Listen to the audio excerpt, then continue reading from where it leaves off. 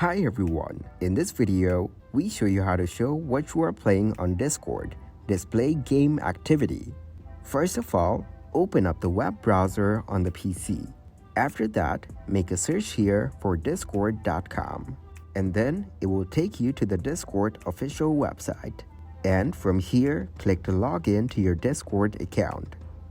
Once you get into your account, click on Settings icon from the bottom bar.